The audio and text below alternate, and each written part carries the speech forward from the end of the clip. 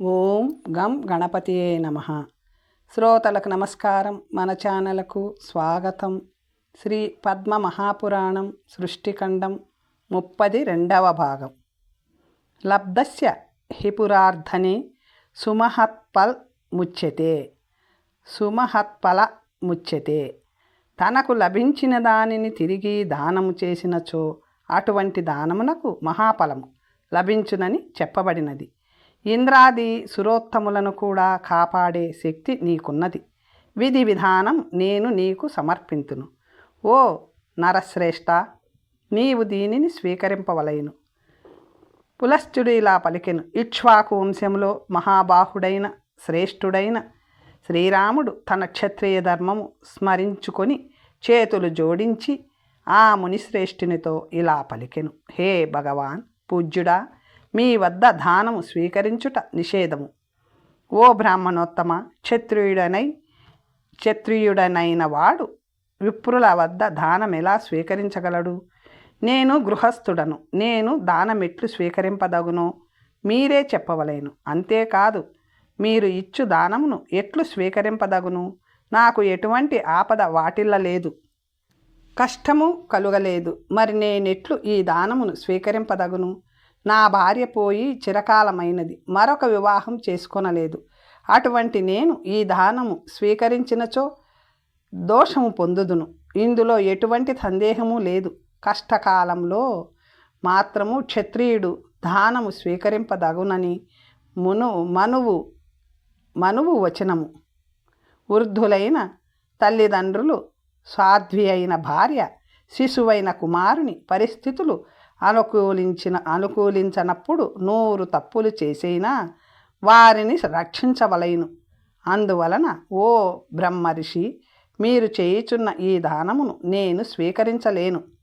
ఓ సురపూజిత, నా యందు అనుగ్రహం పొందవలదు. అగస్త్యుడు ఇలా పలికెను. ఓ రాజా, రాజులు దానమును స్వీకరించుట దోషము కాదు. ఓ రాఘవ, ముల్లోకాలను రక్షించగల శక్తిమంతుడవు నీవు. నేను బ్రాహ్మణుడను మాత్రమే కాదు, తపస్విని కూడా.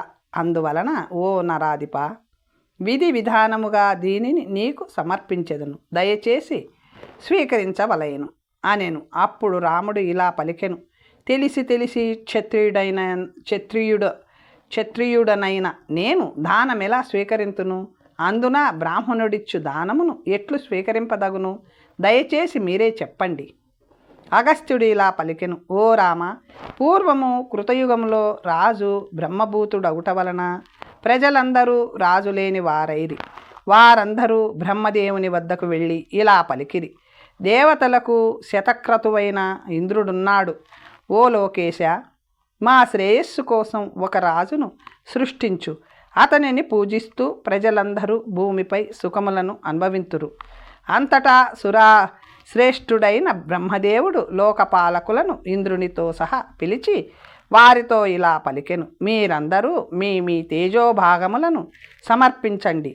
లోకపాలకులందరూ ఒక్కొక్కరు వారి తేజస్సులో పావు భాగము సమర్పించిరి. బ్రహ్మ అక్షయముగా నిచ్చెను. దాని వలన అక్షయుడైన రాజు పుట్టెను. బ్రహ్మదేవుడు తన అక్షయ తేజోభాగమునకు లోకపాలకుల అంశమును చేర్చెను. దాని నుంచి ఉత్పన్నమైన రాజు ప్రజాక్షేమమును చూచుకొనుటలో పాండిత్యుడయ్యెను.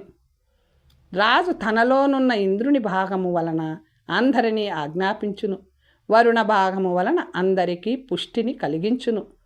కుబేరుని భాగము వలన యాచించు వారికి కోరినది ఇచ్చును.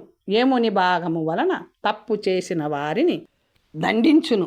ఓ రఘోత్తమ, నీవు కూడా ఇంద్రుని భాగము వలన నీవు నరేంద్రుడవు, రాజువు. అందువలన ఈ ఆభరణమును స్వీకరించి నన్ను తరింపజేయుము. పులస్త్యుడు ఇలా పలికెను. అప్పుడు శ్రీరాముడు సూర్యుని వలె ప్రకాశించుచున్న ఆ దివ్యాభరణమును మునిహస్తముల నుంచి స్వీకరించెను. పరమవీరుడైన రాఘవుడు అగస్త్యుని వద్ద నుంచి రత్నమును స్వీకరించి దానిని చాలా సమయము పదే పదే చూచెను. దానిలో ఉసిరికాయంతలా ఉన్న ముత్యములున్నవి.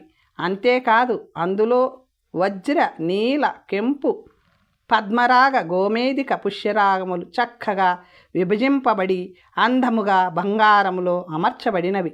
విశ్వకర్మచే ఆ ఆభరణము ఎంతో రమ్యముగా చేయబడినది. శ్రీరాముడు దానిని సంతోషముగా ప్రేమతో చూసి ఇట్లు యోచించెను, దీనికి సమానమైన రత్నాన్ని నేనెక్కడా చూడలేదు. అందముగా అమర్చబడిన ఈ ఒక్కొక్క రత్నము యొక్క వెల పృథ్వీకి సమానముగా ఉండును. విభీషణుని లంకలో కూడా ఇటువంటి దివ్యరత్నాన్ని నేను చూడలేదు. శ్రీరాముడు ఈ విధముగా యోచిస్తూ దివ్యాభరణమును పొందిన విధమును ఈ విధముగా అడిగెను. ఓ బ్రాహ్మణ, ఇది అత్యద్భుతమైనది, రాజులకు కూడా పొందశక్యము కానిది. ఇది మీకు ఎలా లభించినది? దీనిని ఎవరు తయారు చేశారు? ఓ మహాముని, ఇది తెలుసుకోవలెనని కుతూహలముగా నున్నది. అరచేతిలో రత్నమును పెట్టినప్పుడు దాని ప్రకాశము చేతిలో మాత్రము కనిపిస్తే అది అధమము అని శాస్త్రములు అటువంటి రత్నాన్ని గ్రహిస్తాయి. ఓ మునిసత్తమ, దాని ప్రకాశము అన్ని దిక్కులందు వ్యాపించినచో అది మధ్యమము. ఏ రత్నము ప్రకాశము పైకి వ్యాపించునో అది ఉత్తమ రత్నము అని ఋషులు చెప్పుదురు. హే స్వామి, నీవు బహు ఆశ్చర్యములకు నిధివి. కాకుస్థుడనైన రాముడు అలా పలుకుతున్నప్పుడు అగస్త్యుడు ఇలా పలికెను. ఓ రామ, పూర్వము త్రేతాయుగములో జరిగిన ఒక వృత్తాంతమును నీకు చెబుతాను, విను. ద్వాపరయుగము ఆరంభము కానున్న సమయంలో అరణ్యములో నేను చూసిన దానిని నీకు చెబుతాను. ఓ రఘునందన, ఓ మహాబాహు, ఆ ఆశ్చర్యమును విను. పూర్వము త్రేతాయుగములో బహు విస్తారమైన ఒక అరణ్యము ఉండేది. అది అన్ని వైపులా 100 యోజనములు నిడివి కలిగి ఉండెను. ఆ అడవిలో పక్షులు కానీ మృగాలు కానీ ఉండేటివి కావు. ఆ నిర్జన అరణ్యంలో ఉత్తమమైన తపమాచరించవలయు నన్న యోచనతో నేను ఆ అరణ్యములో ప్రవేశించాను. వివిధ ఆకృతిలోనున్న ఫల మూల దుంపలు మొదలగునవి శాఖాభరితమైన ఆ అరణ్యమును వర్ణించనలవి కాదు. ఆ అరణ్య మధ్యములో 1 యోజనము పొడవు ఉన్న సరస్సు ఉంది. ఆ సరస్సు హంస, కారండవ, చక్రవాకాది పక్షిగణాలతో నిండి ఉంది. తపమాచరించుటకు ఆ సరస్సు వద్దకు వెళ్ళాను. పురాతనమైనది, తపస్సులు జనులు లేనటువంటి ఆ ప్రాంతములో ఒక వేసవి రాత్రి ఉన్నాను. ఉదయాన్నే లేచి సరస్సు వద్దకు వెళ్ళినప్పుడు కొంత దూరంలో ఒక ప్రాణము లేని దేహాన్ని చూశాను. ఆ దేహము కృళ్ళకపోగా ప్రకాశవంతమై ఉంది. ఓ రాఘవ, కొంత తడవు అక్కడే నిల్చుని ఇదేమిటని యోచించాను.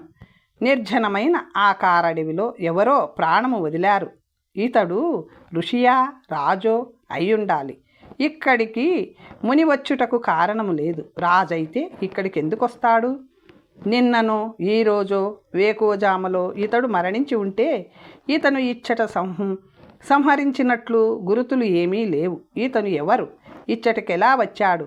ఎలా చనిపోయాడు? దీని గురించి నేను ఖచ్చితంగా తెలుసుకోవాలి. ఇలా ఆలోచిస్తూ ఉండగా మనోవేగముతో ప్రయాణం చేసే హంసలు పూంచబడిన ఒక దివ్యమైన విశాల విమానము నా ముందు వచ్చినది. ఆ విమానములో వేల కొలది అప్సరసులు, అంతేమంది గంధర్వులు ఒక గొప్ప మనిషిని ఆటపాటలతో ఆనందింపచేయుచుండిరి. కొంతమంది దివ్య గేయాలు పాడుచుండగా మిగిలిన వారు దివ్య వాయిద్యములను వాయించుచుండిరి. ఓ రఘుకులోద్భవ, అంతటా విమానము నుంచి ఆ మనిషి క్రిందికి దిగి సరోవరమునకు వెళ్ళి స్నానము చేసి మృతదేహము నుంచి కావలసినంత మాంసము తీసుకొని తృప్తిగా తిని తిరిగి సరోవరంలో స్నానము చేసి విమానము నెక్కుట గమనించాను. దేవతల వలె కాంతివంతమైన శరీరము గల ఆ మనుష్యుని వద్దకు వెళ్ళి, ఓ స్వర్గము నుంచి వచ్చిన మహానుభావ, నీ ఆహారము చూస్తే అసహ్యకరముగా ఉన్నది. నీ గతి స్థానము చూస్తే ఉత్తమముగానున్నది. రహస్యము కాకపోతే నీవు దీనిని గురించి నాకు వివరించాలి. నీ పరమ వచనములు వినాలని కోరికగా ఉన్నది. నీవు ఎవరు? దేవత వలె ఉన్న నీవు ఇటువంటి నీచమైన ఆహారాన్ని ఎందుకు తింటున్నావు? నీ నివాసం ఎక్కడ? ఉత్తమమైన రూపము కలిగి శవముగానున్న ఈ దేహము ఎవరిది? నింద్యమైన ఈ ఆహారము నీవేళ స్వీకరించుచున్నావు? దీని అంతరార్థాన్ని నీ ద్వారా వినాలనుకుంటున్నాను. ఓ రఘునందన, నేను పలికిన మాటలు విని ఆ స్వర్గవాసి చేతులు జోడించి ప్రాంజలి అయి మనోహరముగా ఇలా పలికెను. ఓ ద్విజుడా, నాకు సుఖ దుఃఖము కలిగించుచున్న నా చరిత్ర ఈనాడు నీకు చెప్పెదను. ధర్మమును అతిక్రమించుటకు ఎవరికి సాధ్యము కాదు. నీవడిగిన వివరములన్నీ నీకు చెప్పెదను, వినుము. పూర్వము మహా యశస్వి విదర్భ దేశాధిపతి అయిన ఒక రాజుండెను. అతడు నాకు తండ్రి. పరమ ధార్మికుడుగా 3 లోకములలో కీర్తి పొందిన నా తండ్రి పేరు వసుదేవుడు. ఓ బ్రాహ్మణ, అతనికి 2 భార్యలు. వారిరువురికి ఒక్కొక్క పుత్రుడు కలిగెను. పెద్దవాడినైన నా పేరు శ్వేతుడు, చిన్నవాని పేరు సురథుడు. తండ్రి మరణానంతరము పౌరులు నన్ను రాజుగా పట్టాభిషిక్తుని గావించిరి. నేను కూడా రాజ్యమును ధర్మముగా పరిపాలించాను. రాజ్యభారం వహించి ప్రజలను పరిపాలించుచు ఈ విధముగా కొన్ని వేల ఏండ్లు గడిచినవి. ఏదో కారణము వలన ఈ లోకమునందు వైరాగ్యము జనించింది. మరణమునకు సిద్ధపడి తపోవనానికి వచ్చాను. పశుపక్షి వివర్జితమైన ఈ వనములో ప్రవేశించి ఈ సరస్సు వద్దకు వచ్చాను. మహారథుడైన నా తమ్ముడు సురథుని పట్టాభిషిక్తుని గావించి ఈ సరస్సు వద్ద మహాఘోరమైన తపమారంభించాను. 10,000 80,000 కొందరు చెబుతారు. సంవత్సర కాలము తపస్సు చేసిన పిదప శుభకరమైన బ్రహ్మలోకమును పొందాను. స్వర్గలోకము పొందిన ఆకలి దప్పికలు నన్ను బాధించసాగాయి. అందువలన నా ఇంద్రియములు మిక్కిలి క్లేశము పొందినవి, బాధింపబడినవి. అప్పుడు 3 లోకములలో శ్రేష్ఠుడైన బ్రహ్మదేవునితో, హే భగవాన్, స్వర్గలోకము ఆకలి దప్పికలకు దూరం. అలాంటిది ఏ కర్మ ప్రాప్తి వలన నాకు ఈ ఆకలి దప్పికలు కలుగుచున్నవి? ఓ పితామహ, నేను ఏ ఆహారమును స్వీకరించవలేనో దయచేసి చెప్పవలేనని కోరెను. బ్రహ్మదేవుడు చాలాసేపు యోచించి నాతో ఇలా చెప్పెను. నీవు నీ దేహము నుంచి వచ్చిన మాంసమును మాత్రమే ఆహారముగా స్వీకరించు. నీకు వేరే ఆహారం లేదు. నిత్యము నీ మాంసాన్నే నీవు ఆహారముగా తీసుకో. ఉత్తమమైన తపమాచరించు. ఆచరించుచున్నప్పుడు నీ శరీరం పుష్టివంతమైనది. కుమారా, భూమిపై ఉన్నప్పుడు పాత్రులైన వారికి నీవు ఇవ్వనిది నీకు ఇచ్చట స్వర్గంలో దక్కదు. పూర్వము యాచించిన వారికి నీవు భిక్ష ఇవ్వలేదు. అంతేకాదు, ఇంటికి వచ్చిన అతిథులకు పొరపాటున కూడా వారికి ఆతిథ్యము ఇవ్వలేదు.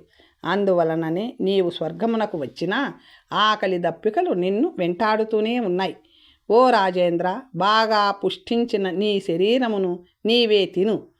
అదే నీకు తృప్తినిస్తుంది. బ్రహ్మదేవుడు ఆ విధముగా పలికిన పిదప నేనిలా చెప్పాను. ఓ దేవా, నా శరీరమును నేను తినడం ముగించిన పిదప ఇక నాకు తినడానికి వేరొక ఆహారం మిగలదు. అందువలన నా దేహమును చూసినంతనే నాకు ఆకలి తీరునట్లు, తృప్తి కలుగునట్లు అనుగ్రహించు అనెను. అప్పుడు బ్రహ్మదేవుడు ఇలా పలికెను. ఓ శ్వేతుడా, నీ శరీరము అక్షయమగునట్లు చేశాను. తింటూ ఉంటే అది నాశనము కాకపోగా పెరుగుతూ ఉంటుంది. తింటూ ఉంటే నీకు తృప్తి కలుగుతుంది. అమృతము త్రాగినచో తృప్తి కలుగునట్లు ప్రతిదినము నీ శరీరాన్ని తింటూ ఉంటే నీకు తృప్తి కలుగుతుంది. ఈ విధముగా 100 సంవత్సరముల పాటు నీ దేహ మాంసాన్ని నీవు తిన్న తరువాత అగస్త్య మహర్షి ఈ వనమునకు వచ్చును. అప్పుడు నీవు ఈ కష్టము నుంచి బయటపడగలవు. అగస్త్యుడు ఇంద్రాది దేవతలను, రాక్షసులను ఉద్ధరించగల సమర్థుడు. కుచిస్తమైన నీ ఈ ఆహారము నుంచి నిన్ను తప్పించుట అతనికి ఒక లెక్క కాదు. ఆ మహాత్ముడు మహత్తరమైన శూరకార్యమును నెరవేర్చినాడు. సముద్రములో నున్న నీటిని అంతటిని త్రాగి దానవులను నాశనము చేసినాడు. అంతేకాదు, సూర్యునిపై ద్వేషముతో వింధ్య పర్వతములు పెరుగుతూ ఉంటే వాటి పెరుగుదలను ఆపినాడు. భూమి భారం లేకుండా ఎగురుతూ ఉన్నప్పుడు అతడు భారము వేసి భూమిని నిలకడగా ఉండునట్లు చేసెను. ఈ భూమి భారం లేకపోవటం వలన దక్షిణ భాగము స్వర్గం వైపు తిరిగిపోవడంతో 3 లోకములు విషమస్థితి పొందినవి. అత్యంత దుఃఖము అనుభవించిరి. అప్పుడు నేను దేవతలతో పాటు వెళ్ళి, ఓ మహానుభావ, ఈ భూమిని భారముతో సమముగా ఉండునట్లు చేయుమని చెప్పి దక్షిణ దిక్కునకు పంపించును. ఓ రాజేంద్ర, నా మాటలు విని అగస్త్యుడు దక్షిణము వైపుకు వెళ్ళి అది సమముగా ఉండునట్లు చేసెను. ఈనాడు కూడా ఈ భూమి సమముగా ఉన్నది. ఈ విధముగా బ్రహ్మదేవునిచే చెప్పబడిన మాటలు విని అసహ్యకరమైన ఆహారమును తినుచున్నాను. ఈనాటికి నా శరీరమునే ఆహారముగా స్వీకరిస్తూ శతవర్షములు గడిచినవై, అయినా కూడా నా ఈ శరీరము నాశనము కాలేదు. నాకు పూర్తి తృప్తి లభిస్తుంది. ఈ విపత్తును అనుభవిస్తూ పగలు రాత్రి ఆ మునినే స్మరిస్తూ ఉన్నాను. ఓ బ్రాహ్మణ, అగస్త్యుడు ఒక్కడే నాకు గతి, వేరెవ్వరూ లేరు. ఓ రామ, అతని శ్వేతుని మాటలు విని కుచిస్తమైన అతని ఆహారమును చూసి దయతో నా హృదయము నిండి ఇలా ఆలోచించాను. కుచిస్తమైన ఆహారమును తినుచున్న ఈ స్వర్గవాసిని అమృతము స్వీకరింపచేసి ఈతని నిషిద్ధాహార స్వీకారమును అంతము చేసెదను. పిదప స్వర్గవాసితో, ఓ మహామతే, అగస్త్యుడు ఏమి చేస్తాడు? నేను నిన్ను ఈ దుఃఖస్థితిని నాశనము చేస్తాను. నీకు ప్రీతికరమైన కోరికను కోరుకో అని చెప్పాను. నా మాటలకు స్వర్గవాసి ఇలా, ఓ మునివర్య, బ్రహ్మ మాటలు మార్చుట ఎవరి తరము? కుంభయోనుడు, మిత్రావరుణుడు, వరుణులకు పుత్రుడు అయిన అగస్త్యుడు తప్ప వేరెవరూ నన్ను తరింప చేయలేరు. నేను అడగకుండానే బ్రహ్మదేవుడు నాకు చెప్పాడు. ఇలా పలికిన శ్వేతుని మాటలు విని అగస్త్యుడు, ఓ శ్వేతుడా, నేను అగస్త్యుడను. నీ భాగ్యవశమున ఇక్కడకు వచ్చాను. నిన్ను ఉద్ధరింతును, సంశయము లేదు. నన్ను గుర్తించి ఆ స్వర్గవాసి సాష్టాంగపడి నమస్కరించెను. అతనిని పైకెత్తి, నీకేమి వరము కావలేనో కోరుకోమని చెప్పాను. రాజు ఇలా పలికెను, ఓ బ్రాహ్మణ, కుచిస్తమైన ఈ ఆహార సేవనము నుంచి నన్ను తప్పించండి. ఓ మహాముని, నీ కృప వలన అక్షయమైన స్వర్గలోకము నాకు ప్రాప్తించుగాక. నా యందు దయతో ఈ ఆభరణమును స్వీకరించు. నన్ను ఉద్ధరించుటకు ఈ ఆభరణమును స్వీకరింపవలైను. నన్ను అనుగ్రహించవలైను. గోవులు, సువర్ణము, ధనము, వస్త్రము, భక్ష్య భోజ్యములతో పాటు ఈ ఆభరణమును మీకు సమర్పిస్తున్నాను. కామములు, భోగములను అనుగ్రహించే ఈ ఆభరణమును స్వీకరించి నన్ను ఉద్ధరించవలేను, నన్ను కాపాడవలేను. రఘునందన, దుఃఖ సమన్వితమైన ఈ స్వర్గవాసి మాటలు విని కామముతో కాక అతనిని ఉద్ధరింపవలైనను భావముతో ఈ ఆభరణమును స్వీకరించాను. ఈ ఆభరణము నా చేతిలో పడిన వెంటనే అతని మానవ శరీరము పోయినది. ఆ శరీరము నాశనము కావడముతో ఆ రాజర్షి నా ఆజ్ఞగా దివ్య విమానమునికి ఆనందముతో స్వర్గమునకు వెళ్ళెను. శక్ర, ఇంద్ర తుల్యుడైన శ్వేతుడు శుభకరమైన ఈ ఆభరణమును నాకిచ్చాడు. ఓ కాకుస్తా, అందువలన అద్భుతమైన కార్యములు చేసేటి శ్వేతుడు ఈ ఆభరణమును నాకిచ్చి పాప విముక్తుడయ్యను. యజ్ఞ నివారణము. పులస్త్యుడు ఇలా పలికెను. రాఘవుడు అగస్త్యుడు పలికిన అద్భుతమైన మాటలు విని విస్మయముతోనూ గౌరవముతోనూ ఇలా పలికెను. హే భగవాన్, విదర్భరాజు శ్వేతుడు తపమాచరించిన భయంకరమైన వనము మృగాలు లేకుండా ఎలా ఉంది? ఆ వనము అంత అద్భుతముగా ఘోరముగా ఉండుటకు కారణమేమిటి? అటువంటి అడవికి శ్వేతుడు తపమాచరించుటకు ఎందుకు వెళ్ళాడు? ఆ వనము చుట్టూ 100 యోజనముల వరకు మనుష్య సంచారము లేకుండుటకు కారణమేమిటి? అగస్త్యుడు ఇలా పలికెను. పూర్వము కృతయుగములో దండధరుడైన మనువను రాజు రాజ్యమును పరిపాలించుచుండెను. రాజ్యములో న్యాయము కాపాడుటకు, తప్పు చేసిన వారిని శిక్షించుటకు దండమును చేత ధరించెను. అతడికి మనోహరుడైన ఇక్ష్వాకు అను కుమారుడుండెను. జ్యేష్ఠుడైన ఇక్ష్వాకుని పెద్దలు ప్రజల అనుమతితో పట్టాభిషేక్తిని చేసి పృథ్వీలోనున్న రాజవంశములకు రాజువు కమ్మని చెప్పెను. ఓ రాఘవ, తండ్రి చెప్పినట్లు చేయుదునని ఇక్ష్వాకువు ప్రతిజ్ఞ చేసెను. ఆ మాటలు విని మనువు పరమ సంతుష్టుడై ఇలా పలికెను. కుమార, పరమ ఉదారమైన నీ కార్యములు చూసి నాకు ఎంతో ఆనందము కలిగినది. ఇందులో ఎటువంటి సందేహము లేదు. ఈ దండముతో ప్రజలను ఎల్లవేళలా రక్షించు. అకారణముగా దీనిని ఉపయోగించరాదు. అపరాధులకు సరియైన శిక్ష వేసి శిక్షించాలి. అలా చేయుట వలన రాజు స్వర్గమును పొందును. అందువలన ఓ మహాబాహు, దండనతో జాగ్రత్తగా ప్రవర్తించు. అలా చేయుట వలన ఇహలోకములో నీవు ఉత్తమమైన ధర్మమును ఆచరించుట వలన దక్కే ఫలము లభిస్తుంది. అగస్త్యుడు ఇలా పలికెను. ఈ విధముగా మనువు కుమారునకు తగు సూచనలు ఇచ్చి సంతోషముతో బ్రహ్మలోకమునకు వెళ్ళెను. అనంతరము ఇక్ష్వాకు మహారాజు పుత్రులను ఎట్లు పొందుట ఆలోచించి వివిధ రకములైన కర్మలను ఆచరించి కుమారులను పొందెను. దేవతా సమానులైన ఇక్ష్వాకు మహారాజు పుత్రులు తమ కృత్యములతో తండ్రిని సంతోషపరిచి, ఓ రఘునందన, వారిలో అందరికంటే చిన్నవాడు, అన్ని విధములా ఉత్తముడు, అతడు సూర్యుడు, విద్యా పరిపూర్ణుడు, సమస్త జనులచే పూజితుడు అయ్యాడు. అయితే భవిష్యత్తులో కుమారునికి పడబోయే శిక్షను ముందే గుర్తించి అతనికి దండుడను నామము ఇచ్చెను. ఓ రాఘవ, ఈ దోషము వలన దండునకు వింధ్య పర్వతముల నడుమ ఉన్న పురమును రాజ్యము ఇచ్చెను. ఆ దండుడు రమ్యమైన పర్వత శిఖరములందు రాజ్యమును పాలించుచుండెను.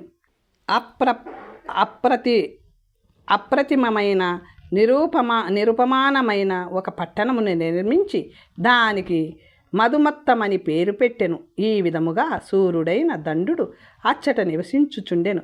పురోహితుల సహాయముతో రాజ్యమును పాలించుచుండెను. దేవేంద్రుని స్వర్గము వలె దండుడు రాజ్యమును పాలించి ప్రజలను సంతోషపరిచెను. ఈ విధముగా ఎన్నో వర్షములు అంటే సంవత్సరములు గడిచినవి. ఇట్లా కొంతకాలము గడిచినది. దండరాజు ఒకనాడు శుక్రుని ఆశ్రమమునకు వెళ్ళెను. అది చైత్రమాసము కావడంతో ఆశ్రమము బహు మనోహరముగానున్నది. భువిలో తనకు సాటిలేని రూపము గల శుక్రుని కుమార్తె అచ్చట సంచరించుచుండగా దండుడు చూసెను. చంద్రుని వంటి ముఖము, లావైన ఎత్తైన శరీరము, యవ్వనము, అందమైన నాసిక, సుందరమైన అంగములు, ఉన్నతమైన కుచములు, సన్నని నడుము, విశాలమైన జంగనములు గల ఆమె చూసిన పిదప దండుడు ముదము పొందెను. ఏకవస్త్రయై యవ్వన ఆరంభములో నుండి ఒక్కతే ఉండగా చూసిన దండుడు కామపీడితుడై ఆమె వద్దకు వెళ్ళి ఇలా పలికెను. ఓ శుక్రోణి, నీవెక్కడ నుంచి వచ్చావు? నీవెవరి కుమార్తెవు? ఓ సుశోభనే, నిన్ను చూసినంతనే మన్మద బాణ పీడితుడనై నిన్ను అడుగుతున్నాను. ఓ సుందరి, నిన్ను దర్శించినంత మాత్రమున నా చిత్తము నీ చేత అపహరించబడినది. నీ రూపములు మునుల హృదయాలను కూడా హరిస్తుంది. నిన్ను పొందనిచో నేను మరణించినట్లే. నా ప్రాణములు నీ చేతిలోనున్నవి. ఓ సులోచన, నన్ను బతికించు. ఓ వరారోహ, నేను నీకు దాసుడను. నన్ను నీకు భక్తుడుగా అనుగ్రహించు. అగస్త్యుడు ఇలా పలికెను. మదోన్మత్తుడు కామి అయిన రాజు మాటలు వినిన శుక్రుని కుమార్తె సవినయముగా ఇట్లు పలికెను. నేను సకర్ముడైన భార్గవని, అంటే శుక్రుని పుత్రికను. నా పేరు అరజ. ఆశ్రమవాసులలో నేను జ్యేష్ఠను. నా తండ్రి శుక్రుడు. ఆ మహాత్మునకు నీవు శిష్యుడవు. ధర్మముగా నేను నీకు సోదరిని. ఓ రాజా, నీవు నా గురించి ఇట్లు మాట్లాడుట తగదు. నిజానికి ఇతరుల దృష్టుల నుంచి నన్ను రక్షించాలి. నా తండ్రి కోపిష్టి. అతనికి కోపం వస్తే నిన్ను భస్మం చేస్తాడు. నీవు రాజువన్న అహంకారముతో బలవంతముగా సంబంధం పెట్టుకోవాలనుకుంటే నా తండ్రిని యాచించు. లేకుంటే నీకు అపారమైన దుఃఖము వాటిల్లుతుంది. నా తండ్రి కోపగించుకున్నచో ముల్లోకములను కూడా దగ్ధమగును. అగస్త్యుడు ఇలా పలికెను. ముక్కోపి అయిన తన తండ్రి పేరు విని భయంకరమైన ఆమె మాటలు విని కూడా మదోన్మత్తుడైన దండుడు శిరస్సు వంచి క్రిందికి చూస్తూ తిరిగి ఇలా పలికెను. ఓ శుక్రోణి, కామోన్మత్తుడనైన నన్ను అనుగ్రహించు. ఓ భామిని, నా ప్రాణములు నీ చేతిలో ఉన్నాయి. ఓ సుబాననే, నీవు కాదంటే అవి పోతాయి. నిన్ను పొందిన పిదప వధే కానీ అంతకంటే పెద్ద శిక్షే అయినా కానీ అనుభవిస్తాను. ఓ సుందరి, నీ భక్తుడనైన నన్ను పొందు. ఓ భీరువే, నేను నీ భక్తుడను, నన్ను అనుగ్రహించు అనెను. అప్పుడు అగస్త్యుడు ఇలా పలికెను. ఈ విధముగా పలికి ఆమెను బలవంతముగా ఒక చేత్తో గట్టిగా పట్టుకొని నోటితో చెప్పకూడదు కానీ రెండవ చేత్తో ఆమెను వివస్త్రను చేశాడు. ఆమె అంగములను తన అంగములతో అదిమి తన ముఖమును ఆమె ముఖములో పెట్టి భయముతో వణుకుచున్న ఆమెతో మైదునము మొదలుపెట్టెను. అనర్థదాయకము అత్యంత దారుణము ఘోరము అయిన పని చేసిన మధోన్మత్తమైన ఏనుగు వలె తన రాజ్యమునకు వెళ్ళిపోయెను. భార్గవపుత్రి అయిన అరజ దీనురాలై ఆశ్రమానికి వెలుపల కొంత దూరంలో రోదిస్తూ దేవసేవితుడైన తన తండ్రి కోసం నిరీక్షించెను. ఆ అమిత ప్రభావవంతుడైన ఆ ఋషి స్నానమాచరించి శిష్య పరివృతుడై ఆకలితో ఆశ్రమమునకు వచ్చుచుండెను. దీనురాలై మేఘముచే కప్పబడిన చంద్రుని వలె దుమ్ముతో మలినమైన శరీరముతో ఉన్న తన కుమార్తె అరజాను చూసెను. ముందే ఆకలితో ఉన్న ఆ మహామునికి కుమార్తెను ఈ స్థితిలో చూసి అత్యంత క్రోధముతో 3 లోకములను దహించునట్లు తన శిష్యులతో ఇలా పలికెను. ముందు చూపులేని దండుని కృత్యముల వలన ప్రజ్వరిల్లుచున్న అగ్నివలే సంభవించు ఘోర విపత్తును చూడండి. ఈ అధర్మ కార్యము వలన అతడు అతని పరివారంతో సహా నశిస్తాడు. ఆ దండు ప్రజ్వరిల్లుచున్న అగ్నిని సృజించాడు, తప్పక నశిస్తాడు. ఆ దుష్టబుద్ధి ఇటువంటి నీచ కార్యము చేసినందు వలన ఘోరమైన దుమ్ము వర్షము కురుస్తుంది. తాను చేసిన పాపకర్మకు ఆ రాజు దేశము, మృత్యులు, బలము, సైన్యము, వాహనములతో సహా నాశనమును పొందును. ఈ దుర్మతి రాజ్యము చుట్టూ 100 యోజనముల దూరము వరకు దేవేంద్రుడు ధూళి వర్షమును కురిపించును. ఇతని రాజ్యములోనున్న స్థావర జంగమాత్మక ప్రాణులన్నీ ఈ ధూళి వర్షముతో నశిస్తాయి. ధన్యుని రాజ్యం ఎంతవరకు ఉందో అంతవరకు ఉన్న వనములు, ఉపవనములు, ఆశ్రమములు అన్నీ 7 దినముల పాటు కురిసే ఆకస్మిక ధూళి వర్షములో నాశనమవుతాయి.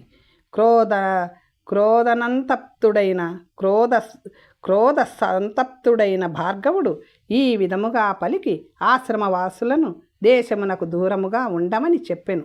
భార్గవుని మాటలు వినిన ఆశ్రమవాసులు వెంటనే దండుని రాజ్యము నుండి బయటకు వెళ్ళిరి. పిదప శుక్రుడు అంజతో ఇలా పలికెను. ఓ దుష్టురాలా, నీవు ఈ ఆశ్రమంలోనే ఉండు. 100 యోజనముల పర్యంతం విస్తరించిన ఈ సరస్సు ప్రకాశమానమై ఉన్నది. నీవు ఇచ్చటనే 100 సంవత్సరములు ఉండి నీ పాపము నుంచి విముక్తి పొందు. అగస్త్యుడు ఇలా పలికెను. ఆ భార్గవి తండ్రి మాట విని అత్యంత దుఃఖముతో సరే అని పలికెను. ఇలా పలికిన పిదప శుక్రుడు తన వాసమును వేరొక చోటికి మార్చెను. 1 వారములో బ్రహ్మవాది అయిన శుక్రుడు శపించినట్లుగా ఆ ప్రదేశమంతా ధూళి వర్షం కురిసి నాశనమైపోయెను. ఓ రామ, వింధ్యాపర్వత సానువులలోనున్న దండుని రాజ్యము ఉశానుని శాప ప్రభావమున ధర్మవర్జితమైనది. ఆనాటి నుంచి ఈ ప్రదేశమును దండకారణ్యమందురు. ఓ రాఘవ, నీవు అడిగినంతా చెప్పాను. సంధ్యావందనముచే ఎల్లెడల సూర్యుని పూజింతురు. వారు బ్రహ్మాదులచే చేయబడిన స్తోత్రములను అభ్యసించి ఆ సూర్యుని స్తుతించుచున్నారు. ఓ రామ, సూర్యుడు అస్తమించాడు, వెళ్ళి ఉదకమును సృజించు అనగా సంధ్యావందనములను చేయమని అర్థము. ఋషి ఆజ్ఞగా రఘునందనుడైన శ్రీరామచంద్రుడు సంధ్యావందనాదులు ఆచరించుటకు పుణ్యప్రదమైన సరోవరమునకు వెళ్ళెను. పుణ్యప్రదమైన నదీ తీరములో నానా రకములైన వృక్షములతో శోభితమైన ఆ వనము 100 కొలది కోకిలలు, ఇతర పక్షులు, మృగములు, సింహములు, వ్యాఘ్రములతో నిండి ఉన్నది. అటువంటి వనములో నున్న నదీ తటములో ఒక గుడ్లగూబ, ఒక గ్రద్ద ఎన్నో సంవత్సరముల నుంచి వసించుచున్నవి. పాప బుద్ధి అయిన గ్రద్ద గుడ్లగూబ వాసము ఇల్లు తనది అని గుడ్లగూబతో జగడమాడెను. పిదప లోకానికి రాజు రాజీవలోచనుడైన శ్రీరాముడు కాబట్టి ఆయననే న్యాయము చేయమని ప్రార్థిస్తాను అని 2 పక్షులు కోపముతో, ద్వేషముతో, విరోధముతో రాముని వద్దకు వచ్చి నమస్కరించినవి. రామునితో గ్రద్ద ఈ విధముగా పలికెను. ఓ రామచంద్ర, నా అభిప్రాయంలో నీవు దేవదానవులలోకెల్లా ముఖ్యమైన వాడివి. బృహస్పతి, శుక్రుల కంటే కూడా నీవు బుద్ధిమంతుడవు. భూతములలో పరాపరములో తెలిసిన వాడవు. ఈ లోకములో నీవు ఇంద్రుని వంటి వాడవు. సూర్యుని వలేనున్న నీ తేజస్సు చూడ అసాధ్యము. గౌరవంలో నీవు హిమవంతుని వంటి వాడివి. గాంభీర్యంలో నీవు సముద్రుడవు. లోకపాలులలో అష్టదిక్పాలకులలో నీవు యముడవు. క్షమాగుణములో నీవు ధరణివి, వేగములో నీవు వాయువు, నీవు గురువువు, సర్వ సంపన్నుడవు, విష్ణు స్వరూపుడవు, దుర్జయుడవు, ఇతరుల వలన జయింప శక్యము కాని వాడు, నీవు అమర్షుడవు, నీవు విజయుడవు, సర్వశాస్త్ర ప్రయోగ నిష్ఠాతుడవు. ఓ దేవేశ, ఓ నరపుంగవ, నా విజ్ఞాపన ఆలకించు. నా శక్తితో నేనొక ఇల్లు కట్టుకున్నాను. ఈ గుడ్లగూబ దానిని అపహరిస్తుంది. నీవు రాజుగా ఉండగా ఈ ఘోరము జరుగుచున్నది. గుడ్లగూబ నీ ఆజ్ఞను తిరస్కరిస్తుంది. దీనికి ప్రాణాంతకమైన కఠిన దండన విధింపవలెను. తర్వాత కథ వచ్చే భాగంలో తెలుసుకుందాం. నమస్తే.